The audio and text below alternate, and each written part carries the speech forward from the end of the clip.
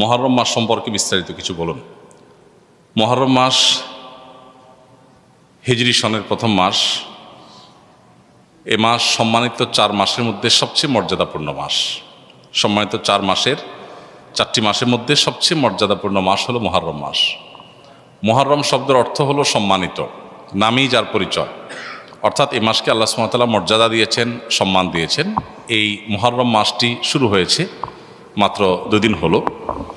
অতএব এই মাস জুড়ে একজন মুসলিম হিসাবে এই মাসের প্রতি মর্যাদা বোধ আমাদের অন্তরে লালন করতে হবে, জাগ্রত রাখতে হবে। আর এই মাসটিকে নবী করিম সাল্লাল্লাহু আলাইহি ওয়াসাল্লাম শাহরুল্লাহ বলেছেন, আল্লাহর মাস বলেছেন। মাস তো সবই আল্লাহ তাআলার, তারপরে এটাকে স্পেশালি আল্লাহর মাস বলার মানে হলো এই মাসটার বিশেষ গুরুত্ব বোঝানো। সব ছেলে মেয়েরাই বাপের সন্তান হলেও বাবা কোনো ছেলেকে যখন বলে তুই আমার সন্তান, তুই আমার ছেলে, এই তো আমার ছেলে, তখন এর মানে হলো তাকে বিশেষ স্নেহ মমতার কথা তিনি বোঝাচ্ছেন।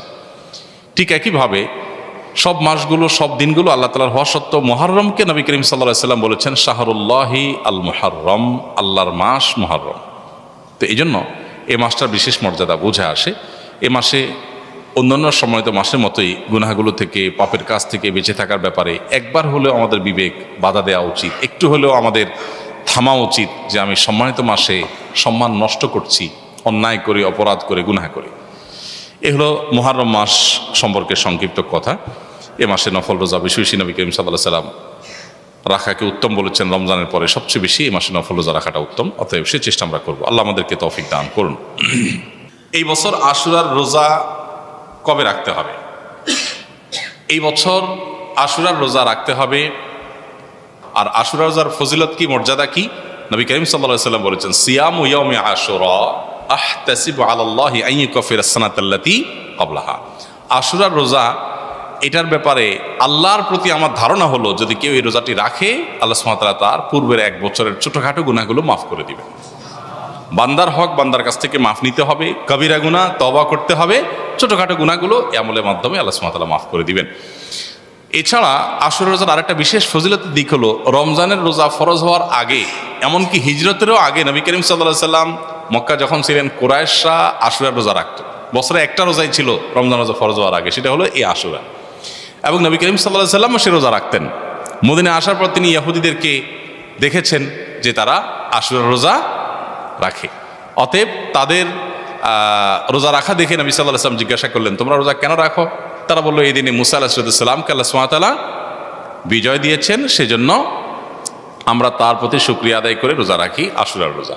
তখন নবী করিম সাল্লাল্লাহু আলাইহি ওয়াসাল্লাম, এই ঘটনার পর নবী সাল্লাল্লাহু আলাইহি ওয়াসাল্লাম বললেন, তাহলে আমরা বরং মুসা আলাইহিস সালামের প্রতি আল্লাহর অনুগ্রহের কারণে আরো বেশি শুকরিয়া আদায় করার আমাদের হক, অধিকার আছে। আমরা তার প্রকৃত অনুসারী, তার কথা আসলে আমরা মানি। অতএব আশুরার রোজা আমরা রাখবো। তবে তাদের থেকে নিজেদের রোজাকে বৈচিত্র্যপূর্ণ, স্বাতন্ত্র্য আনার জন্য নবী সাল্লাল্লাহু আলাইহি ওয়াসাল্লাম বলেছেন তারা আশুরা রোজা রাখে একটা, আমরা রাখবো 2টা। তাহলে মূল আশুরার রোজা 28 তারিখ হলেও আমরা তার সাথে মিল করে 27, 28 অথবা 28, 29 রাখবো। তবে 27, 28 রাখাটা অধিকতর উত্তম।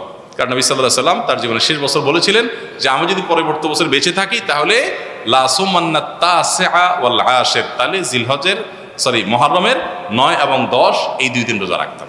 এই জন্য আশুরা রোজা কয়টা রাখতে হবে? 2টা রাখা হলো সুন্নাত। আর সেই 2টা রোজা 9 এবং 10। আল্লাহ সবাইকে মুহররমের 2টা অথবা 3টা রোজা রাখার তৌফিক দান করুন, আমিন।